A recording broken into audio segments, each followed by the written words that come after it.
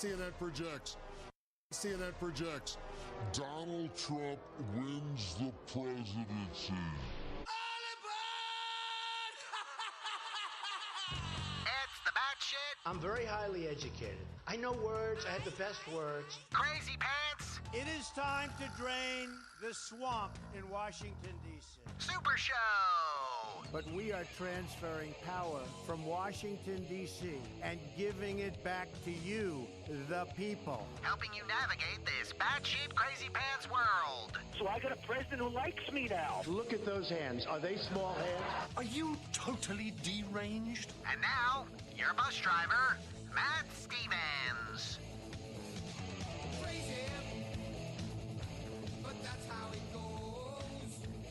Hello, and welcome to the Batshit Crazy Pants Super Show. I am, of course, your host, Matt Stevens. You can follow me on the Twitter at the BatShow365. Also the same on Facebook, BatShow365. Want to follow me other places? I live in Midtown Manhattan. I walk a little white dog. Find me. We'll hang out.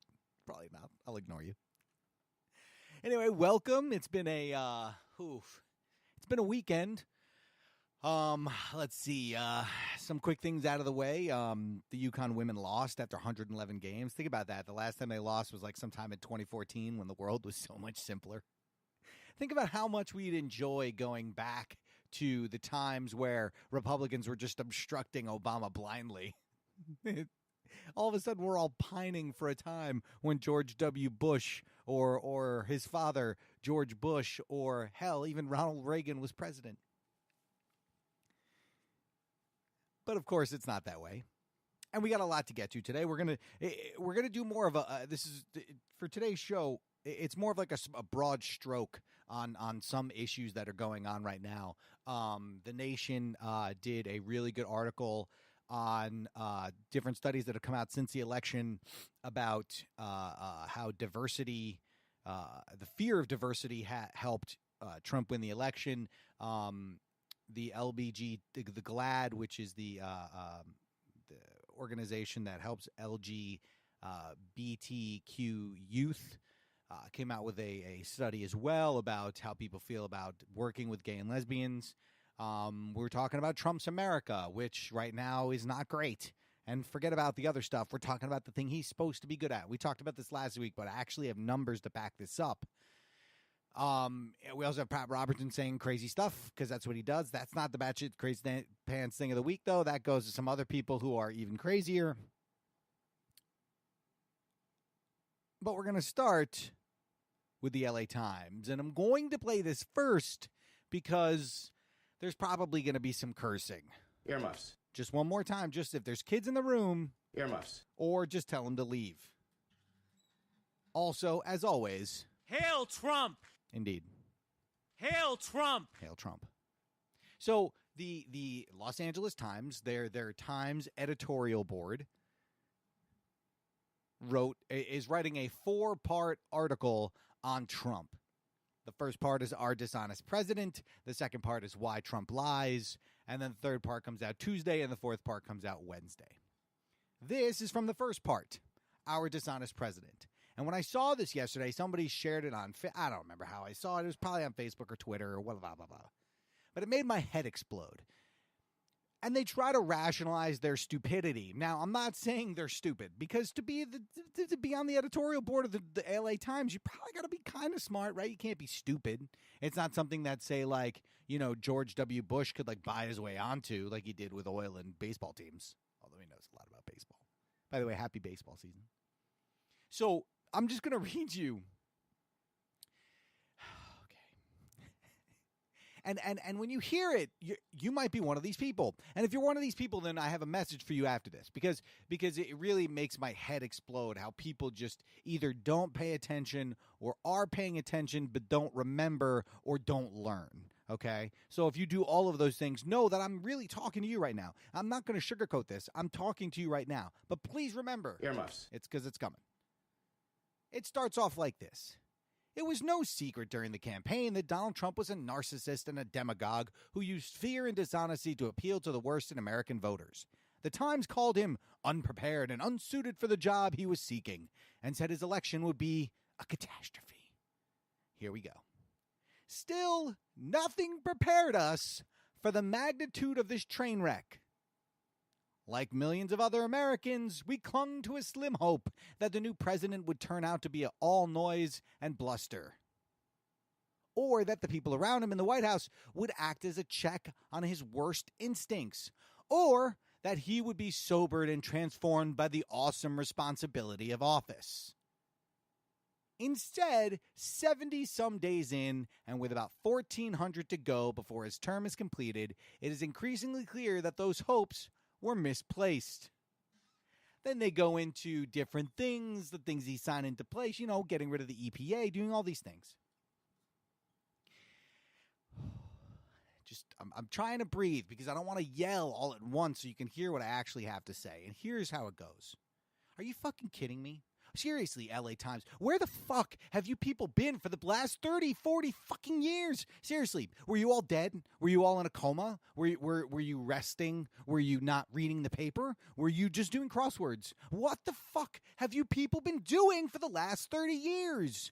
They go on and try to explain it away. They say that what I'm about to say, which is, and this is great, although his policies are for the most part a variation on classic Republican positions, they become far more dangerous in the hands of an imprudent and erratic man. But that is untrue.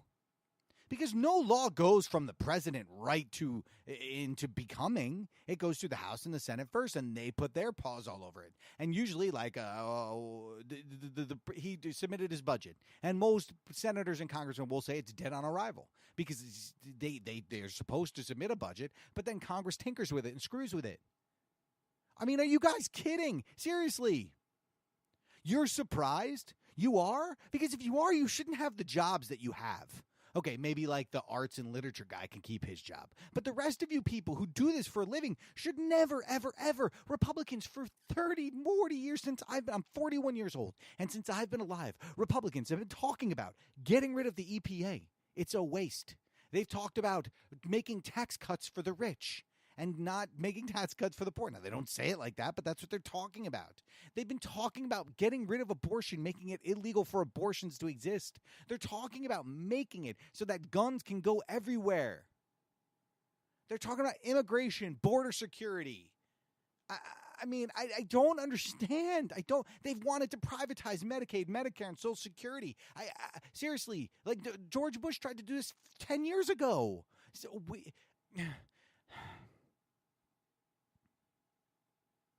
you can try and explain it away all you want, but here's the point. The reason that Republicans aren't getting in his way is because they're doing what they want him to do. He's doing what they want him to do. He might be doing it a little crazier than they wanted him to do it, but that's not the fucking point. The point is that he's doing exactly what they want him to do. And have wanted to do for the past 30 years. They just have not had all three branches of government with so much power that they can almost do anything they want.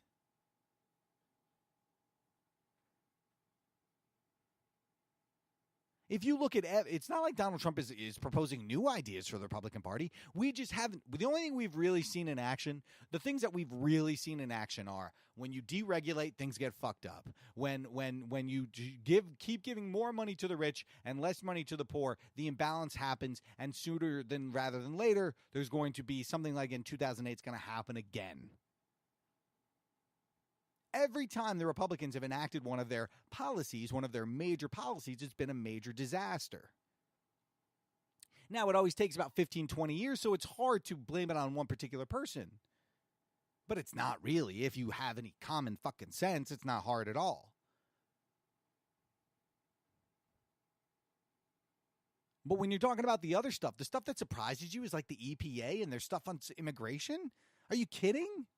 Marco Rubio almost friggin' destroyed his career by working with Democrats to trying to get immigration reform passed. They do not care. They do not care. They talk about health care in here. That wasn't his idea. That was Paul Ryan.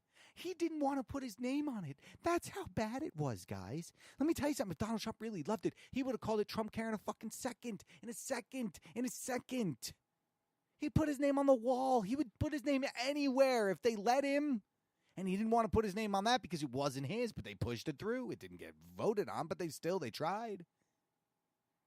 He is doing everything that they want him to do. He might be doing it a little crazier with a little bit more hand on his chicken switch sort of mentality, but it doesn't change the fact that the freaking board of editors at the LA Times are either naive, stupid, ignorant, or morons. And I know you're going to say stupid and moron is the same thing. It's not. Because for them to write the words, still, nothing prepared us for the magnitude of this train wreck. Are you like, where the hell have you been for the past year? Nothing prepared you for this? And it's basically his first day. He said that the only Mexicans that come here are rapists and murderers. He's lied on almost every single step during the election. But you're surprised. You're surprised. Do you hear how crazy that sounds? Do you hear how nuts that sounds? To watch this person in the primary and in the election and think that they were ever going to be different than what he was, I think we all sort of had that hope, but most of us, people who aren't idiots or naive, always knew that it was never going to happen. Like, we always had one eye open, right? We always knew that he was always going to be the same way he always was. We just had a hope that maybe he would turn. But it was never enough to gloss over the fact that we knew that it wasn't going to happen. But I mean, we're 71 days in and you guys are fucking still talking about the fact that he's crazy and that you're surprised by it. It's amazing to me. It's amazing to me that however many people are on this board, 6 or however many people, I don't know. It's amazing that all these people, and I guarantee you every one of them has been alive since at least Reagan, they don't understand. They don't see it. This is the Republican agenda on fucking steroids. That's what we're seeing. And they know they have a limited window because they know their agenda sucks for the regular people. And that as soon as it's enacted, they're all going to get voted out of office because everyone's going to be like, shit, I don't have anything. I don't have a job. I don't have money. And I also don't have food stamps or Social Security or Medicaid or Medicare because they've all been taken away. They were put in private accounts and then invested, and then the stock market crashed, and we were all screwed. I don't know if that could happen. I'm just saying. Do you see the point? They're writing this as if they just literally woke up from a coma yesterday, and we're just told sort of snippets of what happened during the last year and a half. And they all went, oh, man, from what you guys tell us, nothing could have ever prepared us for this. But if you watched every day, every single effing day when they had the fucking camera on God freaking Trump, not even there, while people are giving other speeches, if you watched every day, you absolutely knew without a question that this man was going to be as bad as president as he was as a candidate. And if you didn't think that, well then please, will you please either send me the drug dealer you're using or the rose-colored glasses you look through? Because honestly, the LA Times, I'm very disappointed in how stupid you come off in this entire thing. Because as reporters, as journalists, as people who do this for a living, if you weren't prepared for this magnitude of a train wreck, well, then we are all fucking screwed. Because if our media is unprepared for what is happening right now, then how are we supposed to trust that the information we're getting is true? How are we supposed to trust that you're doing your jobs properly? Because if you didn't have the foresight to see that he was going to act like this, then you shouldn't have the jobs you have. Seriously, I should. And I've never written a thing in my life. Well, you know what I mean. But if you were too stupid to realize that this was going to be the way it is, that the train wreck was going to just keep going and going and going and going and going, well then, people who own the LA Times, you should really read this and understand that the people at your editorial board are idiots. On to a little I guess I'll play it because it's fun and I like it. It sort of encompasses everything that we have. So we're going to give it a little. Today in racism.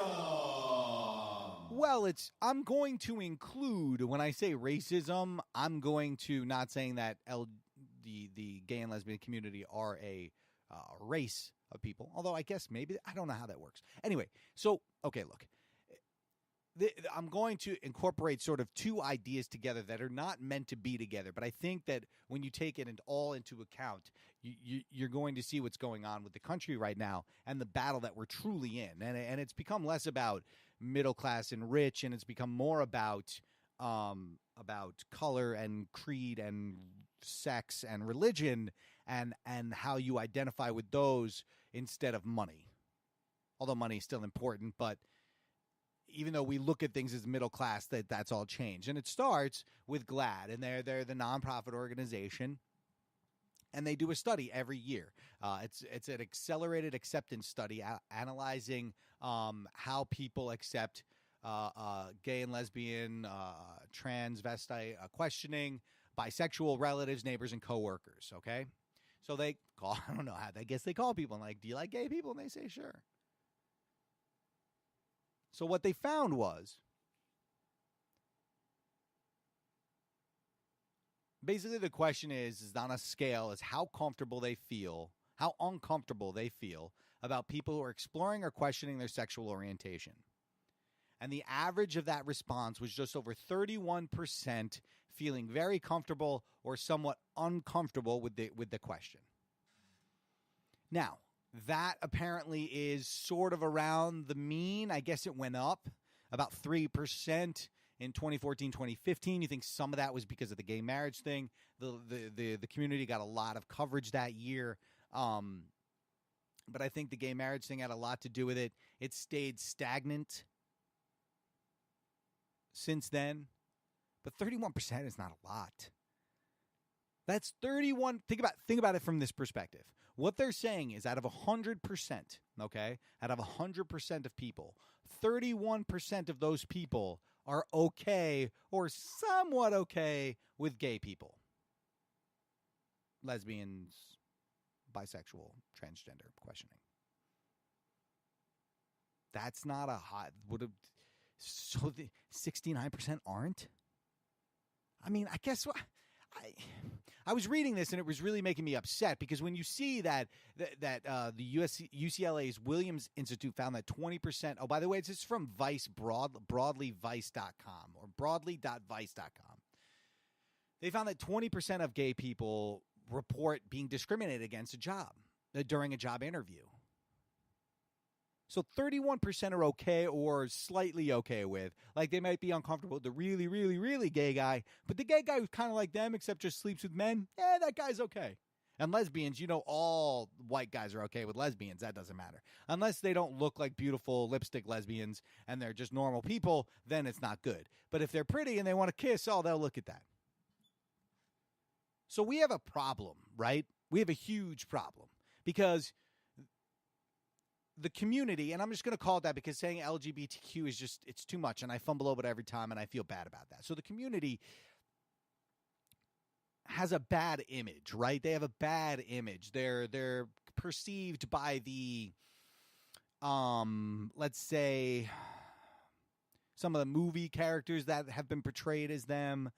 They are perceived by things like the Pride parades and the Halloween parades in the city, and they're perceived as sort of sexual deviants, and because just being gay is deviant in the Bible anyway, but they're portrayed in a way that scares people who don't know. And if you don't know a gay person, and you'll find that there's many people who don't, we're going to get this in a second as well, who there's about 3% of the country identifies as gay or lesbian. Now that number is, we don't ultimately know because the census doesn't ask. So we think that's the number. I would argue that number is a lot higher, say like 10%. When you think about the amount of fucking people that are in sort of gay conversion camps or things like that, they're talking about people who are out, identified as gay, not people who are gay, just either don't realize it, won't accept it, or are too blind by the Bible to ever agree to be who they really are. And that's up to them. I'm not judging. I'm just telling you. But we have a problem, right? Because we have 31%. That means 69% are uncomfortable or extraordinarily uncomfortable around gay people in the workplace. That is a big number. That's a lot. That's a huge number. That is a huge number. And it's a scary number, too. Because if you're out of the echo chamber of New York, LA, Chicago, I would say major metropolitan areas, the amount, you have people, they're talking about a guy, a person was drawing pictures of him as a half horse peeing and pooping and called him a bottom and things like that. Listen, I have gay friends. We joke. But they know that I'm not serious, and they joke with me about being a breeder and blah, blah, blah. But it's joking because we understand that we don't hate each other. Especially not for that. Why do you care? And I guess that's my point. But we have an image of the gay community in this country that they are sexual deviants, pedophiles. They can't keep their hands off anybody. That gay men, since they like men, are attracted to all men. That lesbians are attracted to all women. And it's just not the way it is. And if you understood that gay people are just like straight people in pretty much every way, except for the fact that they like the same sex as opposed to the opposite sex, then that sort of whatever you feel, call it bigotry, whatever you want to call it. I prefer to call it bigotry because that's what it is. You would feel a lot better. Because you think, and I can tell you what it is. I can tell you because I know tons of guys who are like this.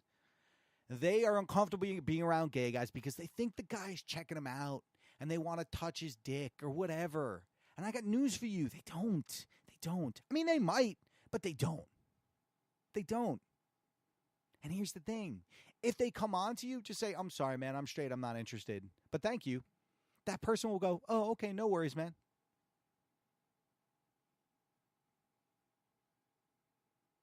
We need to end the stigma, like the scouts not allowing gay troop masters because, if you're gay, you're going to be touching boys, when in actuality, a pedophile is different from a gay person. A pedophile is somebody who's attracted to boys or girls under a certain age, while gay people are attracted to men of their age or of legal age. You see, there's a huge difference there. But this, right? So this feeling that we have is manifested into this. A leftward bias in the media, good grief. Every editorial board, every reporting department tends so strongly toward a leftist bias in politics. And of course, the schools are just appalling what's happening. I went to Yale Law School. Dear me, that place has gone so far to the left. It is unreal. And who knows? It used to be, Timothy Dwight, people like that were great men of faith. The Princeton and Yale and Harvard was set up as a trading ground for ministers. Long, long way back in the history, no longer. So what are you going to do? Terry, I'm reading, Kevin Sorborg brought me some scripts, so I just finished reading some scripts. Got one I think will make a pretty good movie. I'm going to talk to Kevin, see what he thinks. We got to make some more movies. He's done a great job, but we need more. There are people out there who are entering the arena and making their voice heard. We just had a guest last week, the Unholy Trinity, that had a lot to say about culture and what's happening, and we need to know we have these to things. do it, and people are interested. They're after all. When you get right down to it, Christians still are the overwhelming majority in this country, and we have given the ground to a small minority. You figure lesbians, 1% of the population, homosexuals, 2% of the population. That's all. That's statistically all. But they have dominated the media. They've dominated the cultural shift. And they have infiltrated the major universities. It's just unbelievable what's being done. So a tiny, tiny minority makes a huge difference. So the majority is time it wakes up. See, they're scared. He's scared. They're dominating us.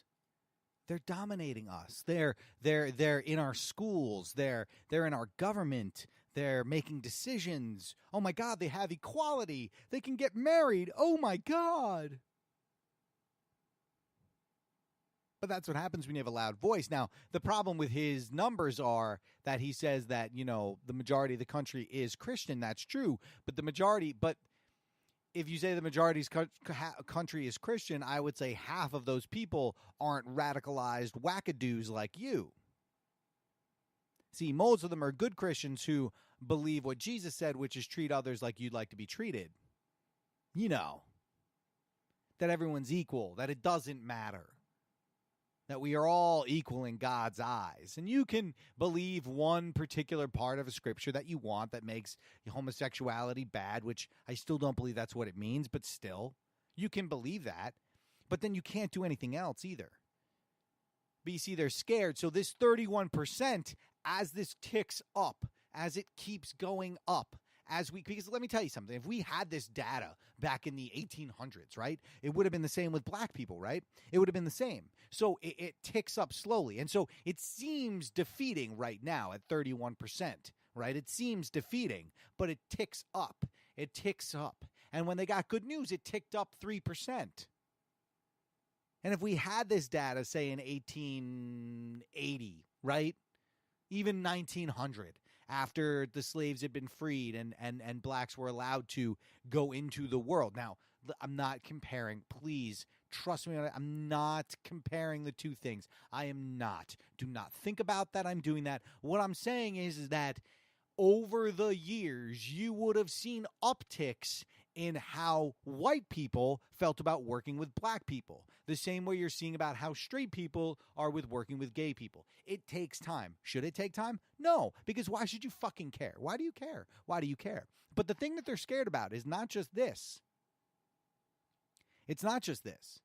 Because right now what we're going through is sort of the last gasp of the angry white person, right? The white people who want the world to be on their side and whatever they need and want.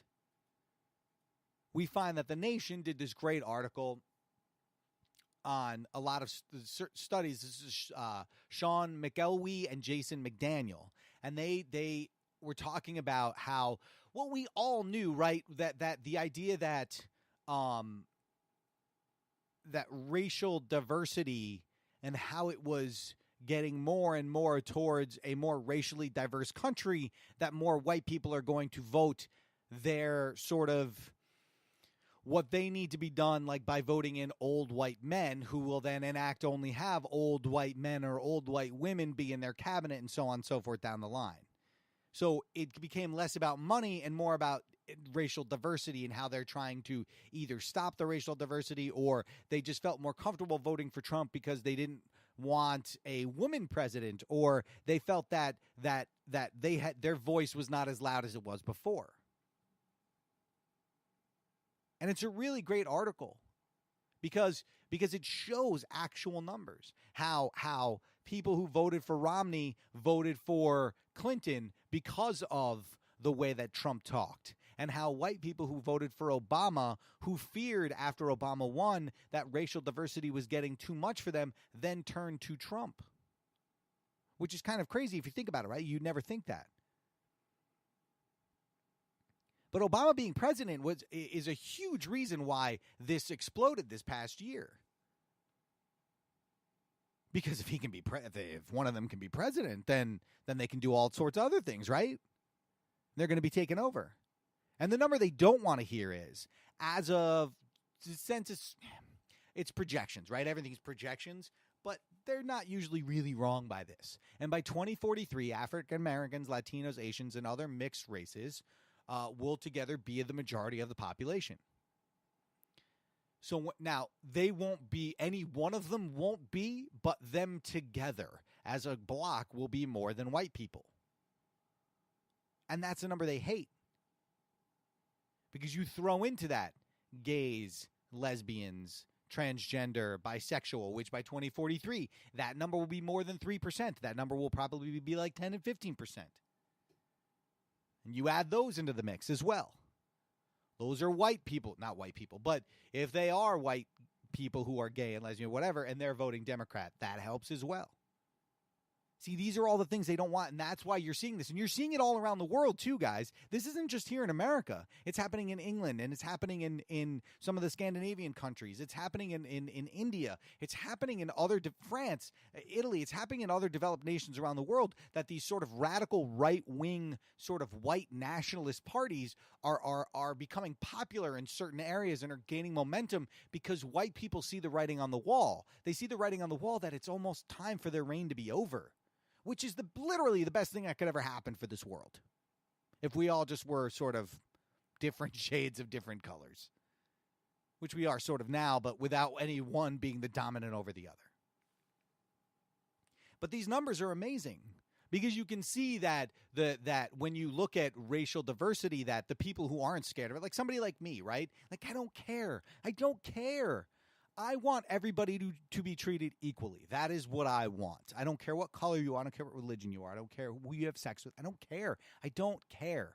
But if you do the same job I do, you should make the same money I make as a white man, as a straight white man. I don't feel like I have to say that. I'm just saying that I have all three. I'm straight, I'm white, I'm a man. But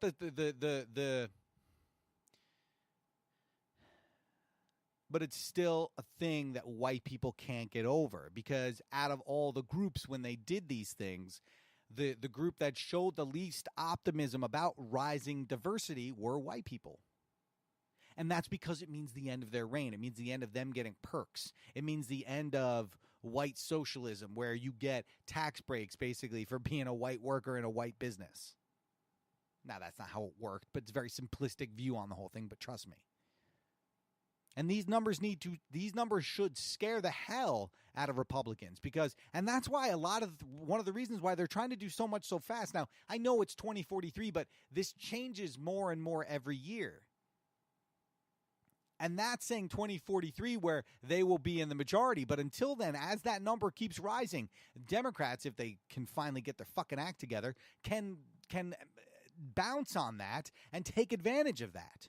They haven't yet, but they can. They should. So we have rising fear by whites in racial diversity, which is great. That, of course, that coupled with the uncomfortableness around gays and lesbians in their place, they went full tilt wackadoo and elected Donald Trump president, because the country is changing. It's already changed, but it's really, really changing, and it's doing it from the ground up. One of the best numbers that you get out of this is that people, where I gotta find that number. Only 1 second. Sorry.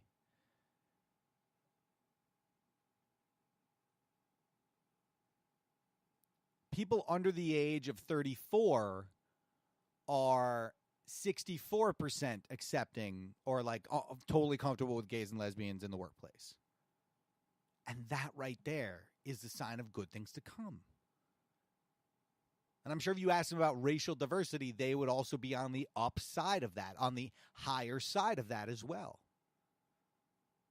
And so what we're seeing is an older community where only 2% of people over 70 registered as gay and lesbian, or an older community that grew up in a time where black people were called different things and weren't treated as equals, or women weren't treated as equals. As that electorate dies out, and that's why they're doing this fast, because as that electorate dies out, Republicans like Paul Ryan and Donald Trump and Rand Paul and all these people who spout this nonsense won't be around much longer. They just won't, because they won't have the votes to be able to get them there.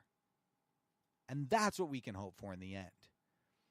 But the roadblock here is simple. The U.S. Census is roadblocking this whole thing. Now, I'm not saying they're roadblocking it from the African-American perspective, but from the gay and lesbian perspective, they're roadblocking it big time, because they had initially sent out a proposal to include questions about sexuality and gender in the census, and that has been, of course, taken back. And they said it was inadvertent and we didn't mean to do it, blah, blah, blah.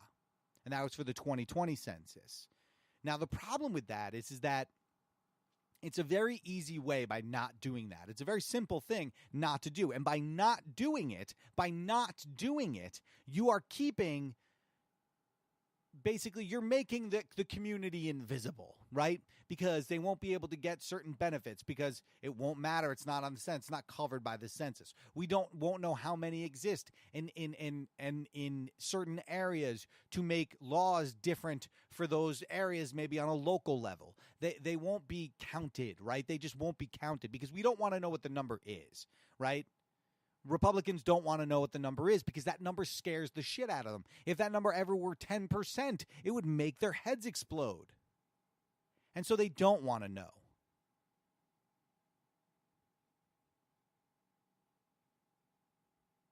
How do we know that they're being treated equally under equal protection if we don't know how many exist?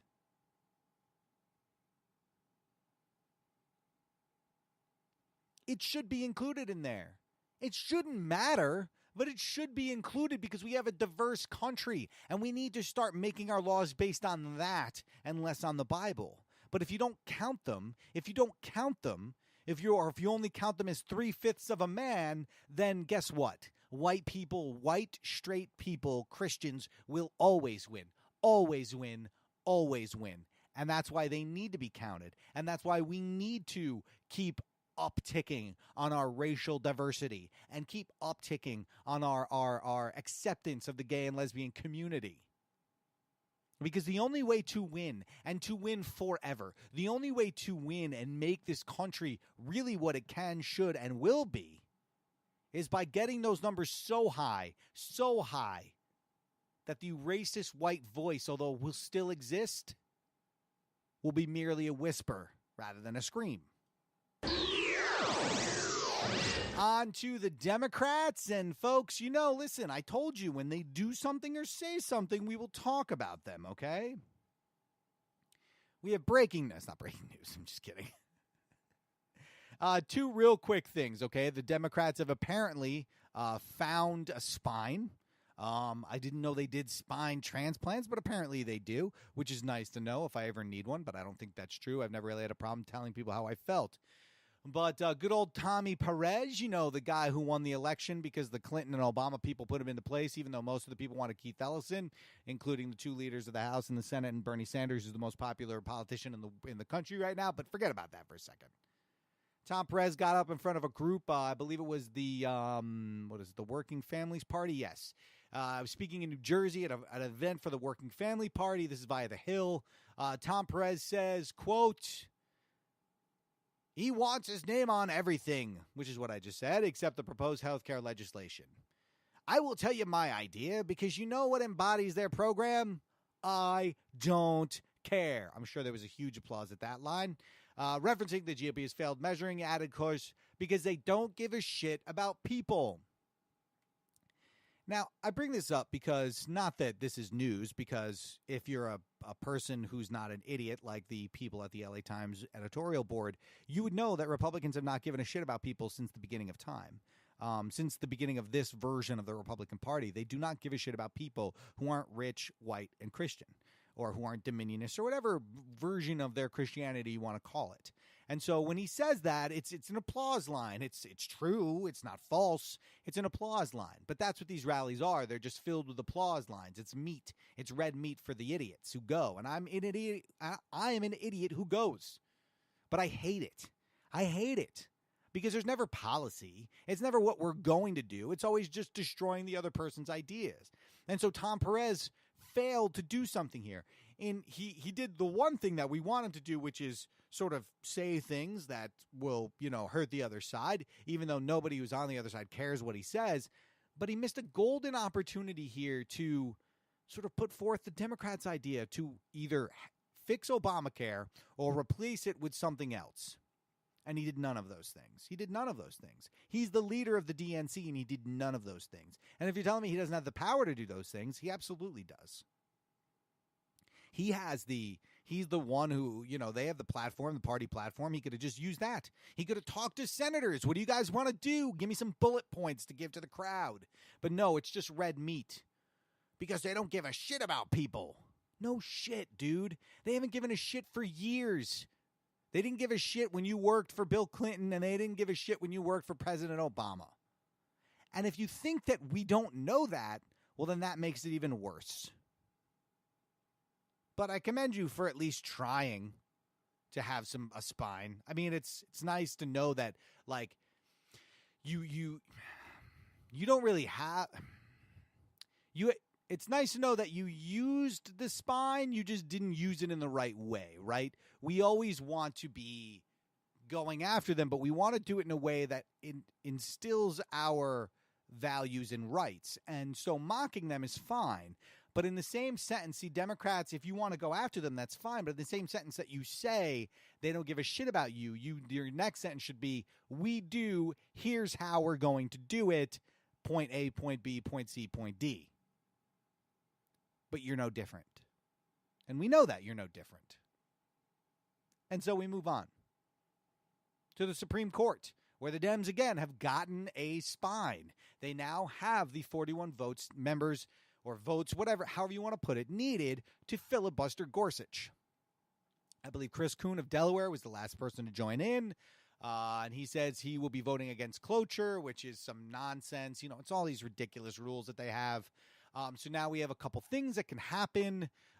The Republicans can threaten, can do the nuclear option, which will allow them to pass Gorsuch with a simple majority. The Democrats did this, I want to say it was in 2013, with the lower court nominees, because the Republicans were holding up so many of Obama's lower courts nominees that they made those simple majority votes.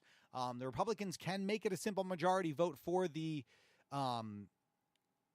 Supreme Court nomination, but it will be that way. That's the way it will be. So when the Democrats have the Senate and somebody dies and they want to put a guy in and they want to do it and they want to filibuster, they won't be able to. And so that's what you have.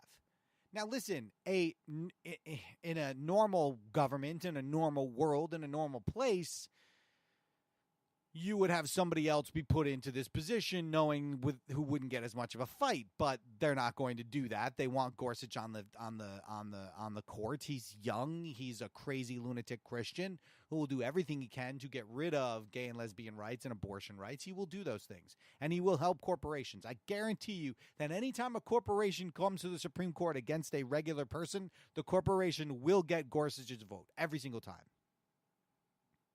And so we'll see what happens next. I believe the vote will be in a couple weeks, or the whole process will be in a couple weeks. But it's nice to see the Democrats getting a spine. It's nice to see. It's nice to see. Because it's time. It's time to show the country that you're for them. Now, the next thing you have to do is stop taking money from big banks. But, I mean, you know, baby steps, folks. Baby steps. We now have numbers. Last week I was talking about how Canada, Toronto school system had decided not to send any more school trips or anything here because of the travel ban and because of Trump and the whole thing. And now we actually have numbers. This is via the Raw story. This is Callie Holloway. And basically, I was right. Now, I didn't have numbers, but I know because, look, I live in the middle of Midtown Manhattan, okay? If you want to talk about the tourist industry, talk to me. I live it every single fucking day of my life. Every time I walk out of the house, there is somebody who doesn't speak English, and they're not a person who lives here. They're a person from another country. I work in a restaurant that is a very famous restaurant that has been around for years. Sales are down. Numbers are down.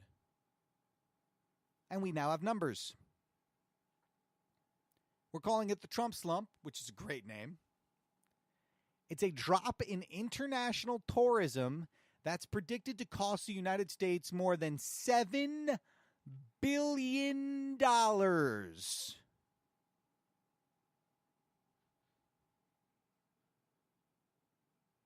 billion. They're talking about a 6.8 to 6.5% downturn in international travel. 45% of European business travel professionals say they are less likely to schedule meetings or events in the U.S.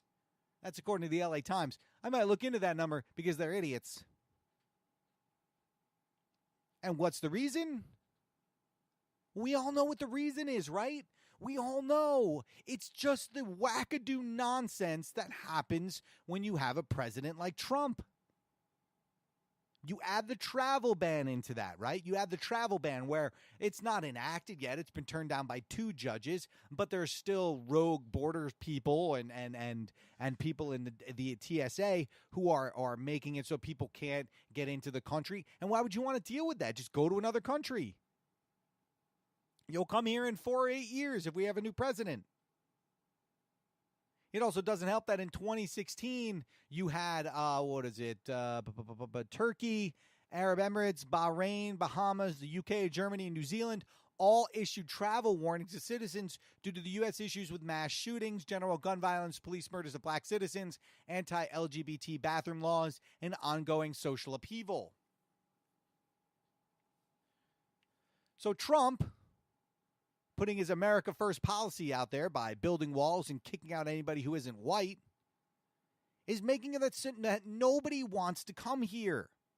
Our president, who is head of, he still is the head of a major corporation that's worth probably billions of dollars. I don't know how that stuff works, but I'm sure it is. This is a guy who was sold to the American people as a closer. He's a guy who gets things done. He's a guy who's going to make we're going to win. So when do we start fucking winning? Seriously, when? When do we start fucking winning? Look, I'm a white guy. When do I start winning? I haven't started winning yet. In fact, I'm fucking losing because I'm making less money now than I did last year so far. And my restaurant is taking 2.5% of my credit card tips to help pay for the fucking charge that credit cards charge.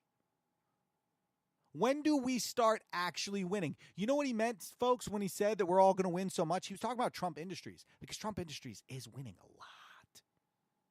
It's winning a lot.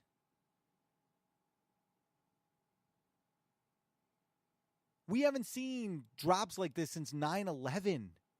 And if you remember, if you were in the city after 9/11, it was brutal. Now, you couldn't blame anybody for that.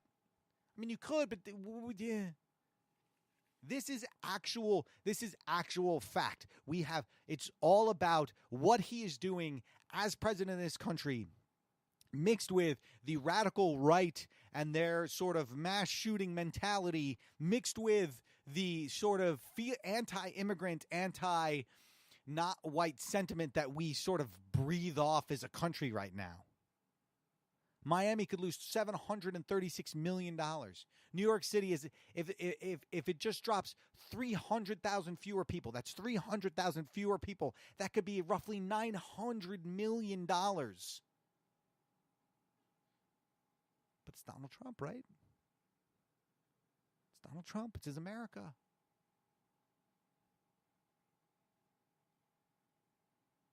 When do we start winning? Seriously. That's all my only question to you, Donald Trump. When do we start winning? Because right now, everything that you've done, every single thing that you've enacted or tried to do has only made people not want to come here. And for a country that thrives, and cities, major metropolis cities, including the one you fucking live in, okay, is getting boned big time because you're making people afraid to come here. Fucking Bahrain tells its people not to come here. Bahrain. The United Arab Emirates tells people not to come here. But keep doing what you're doing, because we're all winning so much, aren't we? We're all just fucking winning.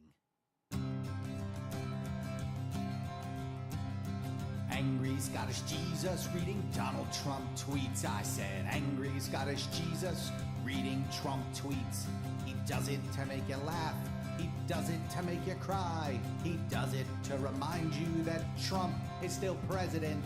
Angry Scottish Jesus reading Donald Trump tweets. I said angry Scottish Jesus reading Trump tweets. Hey everybody, and welcome to Angry Scottish Jesus reading Donald Trump tweets. Jesus, welcome in. How you doing today? Oh, Mas, doing fantastic. How are you today? I can't wait for this. It's a whole weekend worth of tweets that are just going to make you happy.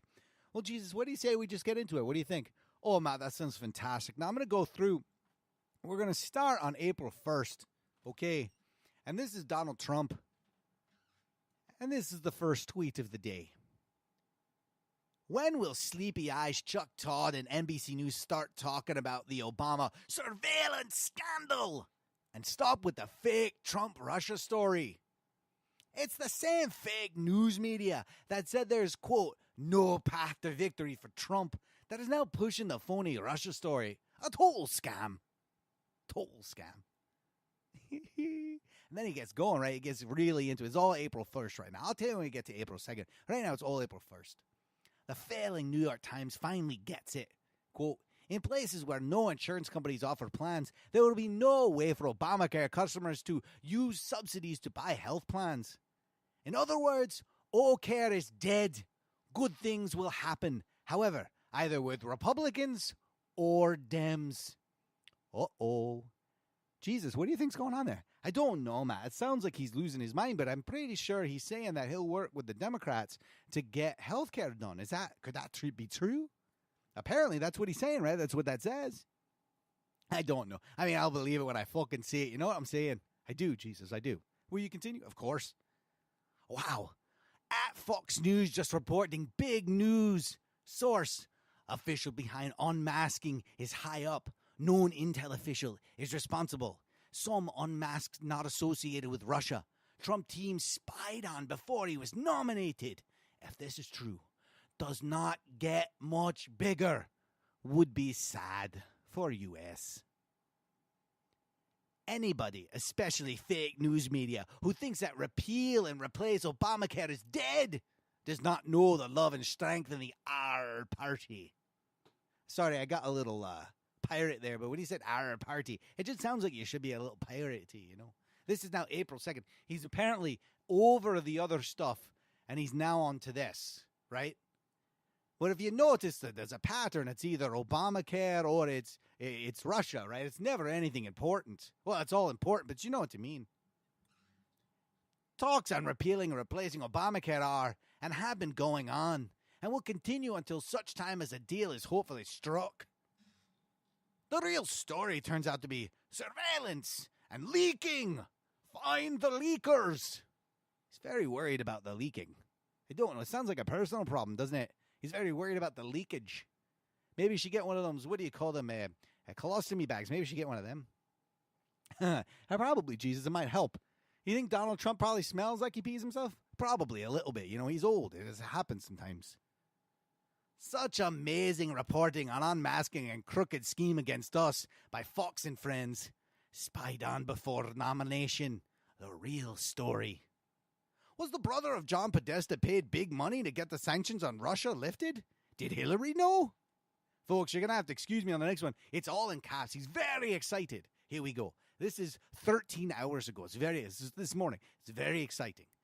Did Hillary ever apologize for receiving the answers to the debate? Just asking. It's very excited. Fox News from multiple sources. That was electronic surveillance of Trump and people close to Trump. This is unprecedented at FBI. And then he goes on to meet with people and whatnot. But you can see that he's very worried about this and he's pushing these fake stories from Fox News. You really think they're fake, Jesus? Come on, man. It's Fox News. I mean, do you really think it's real? Is that even possible? Has Fox News written a real news story ever? Well, I mean, geez, I'm sure they have ever. I'm sure they've done it sometimes. I don't know, man. I'm pretty sure they never have, ever. And I'm Jesus, so I would know, right? So I feel like I would know. I guess you would, I guess. Jesus, thank you so much. You put a flair into the Trump tweets that I don't even think he thinks existed before you started reading them. Well, thank you, man. That's fantastic. I'll be back next week if he tweets more over the weekend because we love when he tweets over the weekend. Have a great week, everybody. Thank you so much. Jesus out. It's time for the Batshit. Hail Trump. It means that what the Jews have, we have. The worst. Crazy pants. Perpetual war, corruption, and pedophilia party. Help, help, I'm being repressed. For some reason, homosexuality has become the issue for the left. It's satanic. Brain game is now over. Thing of the day.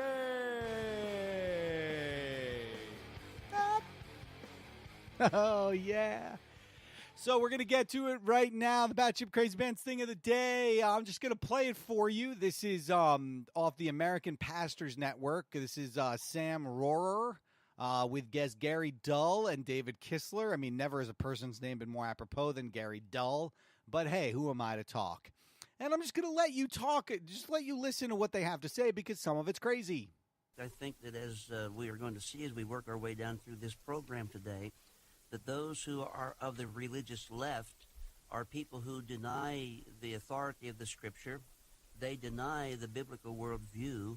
And when you read everything that they have to say, they are either, number one, taking Scripture completely out of context or disavowing the Word of God altogether. So you can't be a Christian and be Democrat because you take Scripture out of context and use it to make your point for you. Does that sound like anybody else we know? Let's continue. And matter of fact, and I probably will get myself into hot trouble or hot water and big trouble on this particular statement, but I'm going to say it nevertheless, and people can fire the darts if they want. But I have found that a lot of the leaders and pastors, a lot of the pastors in this particular movement are ladies. And we believe as we look at the Word of God in its true sense, that the Word of God teaches us that the ladies do not, well, they should not be in the pastorate. There are places for them within the body of Christ to serve. There are places for them to serve in the local church, but not to serve as pastor. And so what we find is that it seems like everything that the religious left is doing is leaving off biblical truth, and that's what's leading them down the wrong path.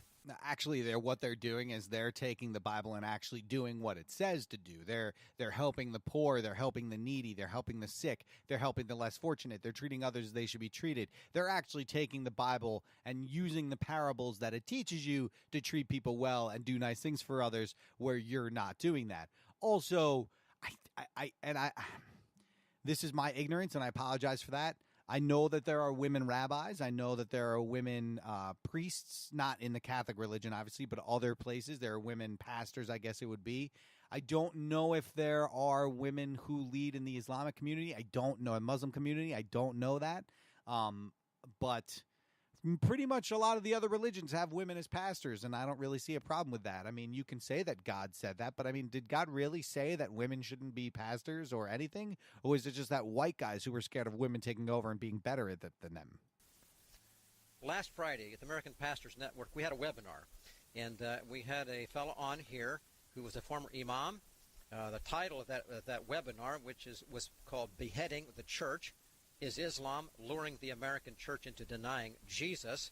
And ladies and gentlemen, you can go to our website and you can find that webinar. I encourage you to do that. You will be astounded at what is contained there. But Dave, the former Muslim imam who did that webinar for us, made the connection between the religious denominations who've signed on to the Islamic Society of North America's multi-faith dialogue and their coalition effort by agreeing to work with the Islamic community. And Dave, he made a point of saying that no one that is on this list, and you're going to share some of the names that are on that list, those denominations and people, in fact, there's like 281 signatories to that are a part of this list that appear on the website of the Islamic Society of North America.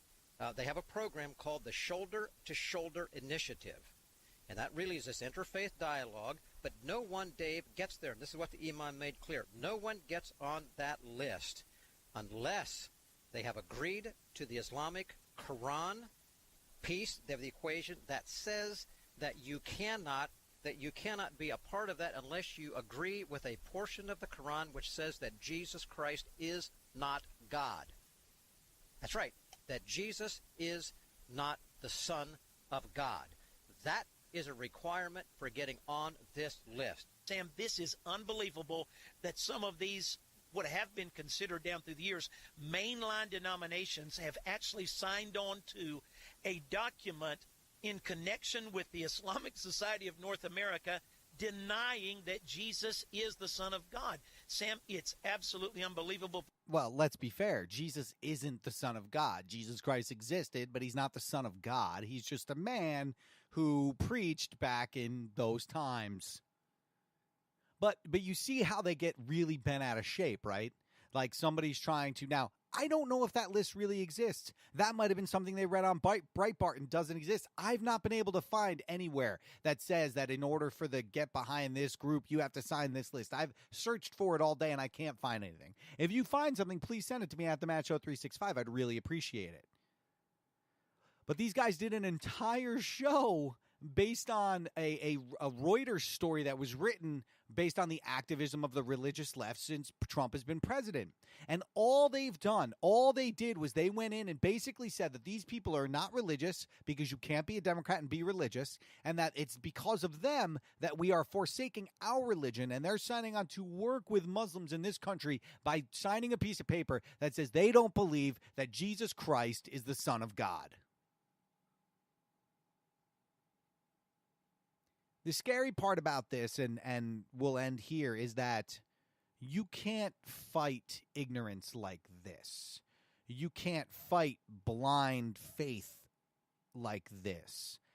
No matter what these guys see, read, or hear over the next rest of their lives, they will never come off the fact that women should not be pastors, that God teaches us that ladies should not be pastors, and that the Democrats, if you believe in helping the sick and helping the poor and treating gay people with equality and black people with equality or whatever, is not a good Christian, you will never believe, these people will never believe otherwise.